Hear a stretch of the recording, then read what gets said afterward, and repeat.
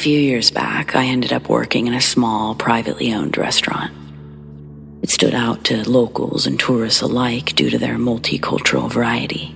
They served American, Indian, Thai, French, and Middle Eastern foods.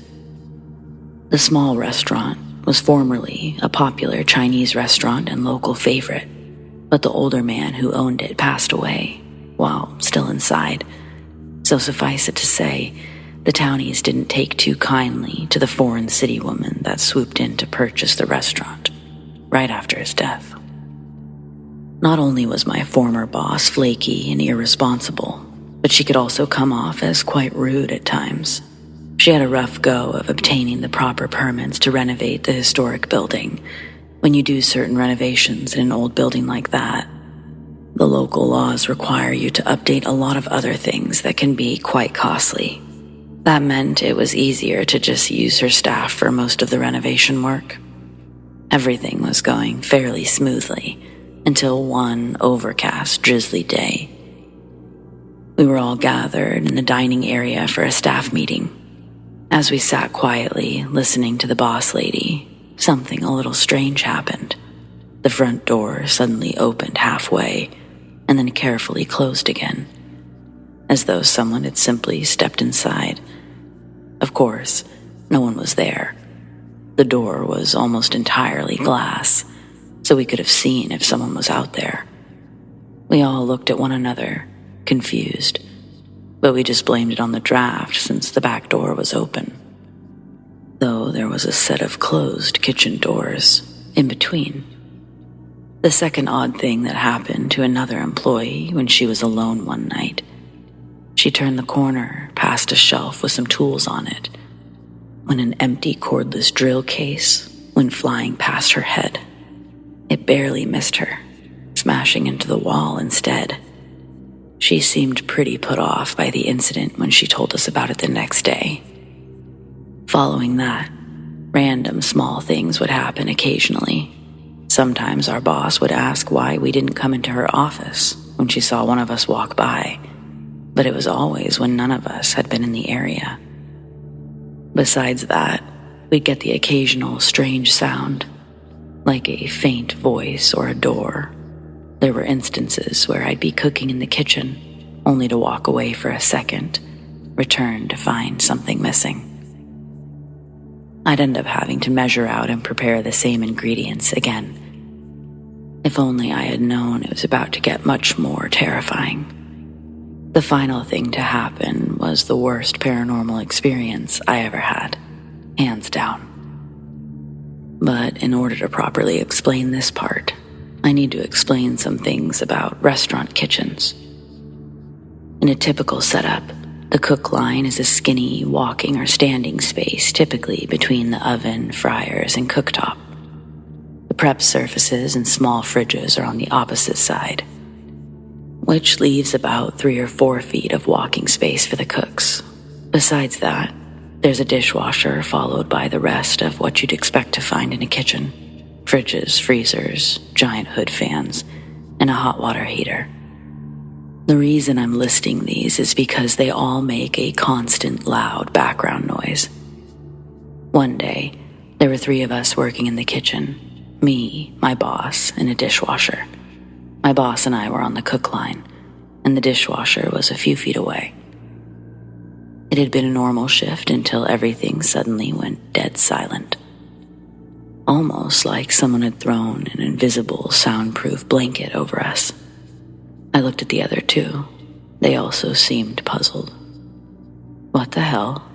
I questioned out loud. "Why is it so freaking quiet all of a sudden?" the dishwasher asked, suspiciously. "I don't know," my boss answered nervously before turning to face me. "Nora, go make sure the fridges and fans are still running. Maybe the power's out." I ventured 10 feet to the cook line, and weirdly enough, I could hear the fans, the dishwasher, water heater, all of the appliances were running like normal. I returned to my boss and, with a confused look, said, "Everything's working fine." That was just the first creepy part. When I stepped back onto the cook line, all was silent again. "Well, Nora, get back to grilling those peppers," my boss snapped, and I got back onto the cook line beside her. After a couple of minutes, I suddenly started to get tunnel vision. I felt really dizzy and nauseous. My boss said to sit out back for a few minutes to get some fresh air. I promptly did. While sitting outside, I saw my boss go into her office, which was kitty corner to the back door. Since the back door was open with only the screen door closed, I was able to hear her phone call. She sounded urgent and shaky as she asked someone to please bring an abalone shell, sage, and some kind of weird oil. Apparently, the reason she needed those items was because she felt that something evil walked through her cook line. The shitty part is that I was standing right behind her, only inches away. I waited for her to finish and return to the cook line before going back in, and by then, everything sounded normal again. When I got off about an hour later, I made the 45-minute drive home in just under 30. That night, I tossed and turned, unable to sleep, but the few times I did manage to drift off, I got jolted right back awake because I kept seeing a screaming demon thing right in my face.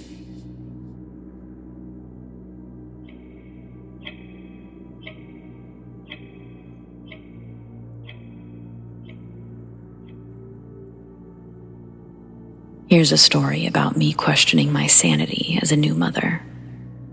Our first child was born during the fall of 2020. From the beginning, she was constantly moving. Could hold her head up almost right away and was always determined to learn something new. One of the first times she rolled over by herself was on our couch with me sitting in front of her. I applauded and cheered while, right next to me, I heard a man cheering too. It was a loud, deep voice with no real words, just joyful gibberish. We were alone. In the spring of 2012, our little family moved into my grandparents' old home in my hometown. We temporarily left our furniture at the old place while renovating a few rooms, and we slept in the huge old bed my grandpa left behind. One night, my boyfriend wanted to finish his work on the dining room floor, so I went to bed with our daughter. I laid her down in the middle of the huge bed, surrounded her with pillows, and quickly went to the bathroom next door. In the middle of brushing my teeth, I heard the deep voice again, only this time he sounded angry, very loud, almost intimidating. I dropped everything and rushed to the bedroom. My daughter was wide awake and had somehow rolled to the edge of the bed. She had never done that before. The situation taught me to expect the unexpected. I arrived just in time to prevent her from falling. I called my boyfriend to ask if he said anything or called out to me, but he didn't. I don't know how to feel. A few months later, on our daughter's first birthday, we had an accident and truly needed to go to the hospital. I won't go into detail, but I thought her head was injured. Thankfully, there was almost no wound. It's like someone put his hand over her head at the perfect moment. I heard him one more time, shortly after the accident. In a calm, clear voice, he said, "I am here." I believe he wants nothing but the best for our daughter. My boyfriend has a difficult relationship with his father's side of the family. When I was pregnant, I forced him to send his grandparents a letter informing them. 3 months before our daughter was born, his grandfather died of cancer, and no one told us. We found out 2 days after our child was born. I feel like I might know who her guardian angel is.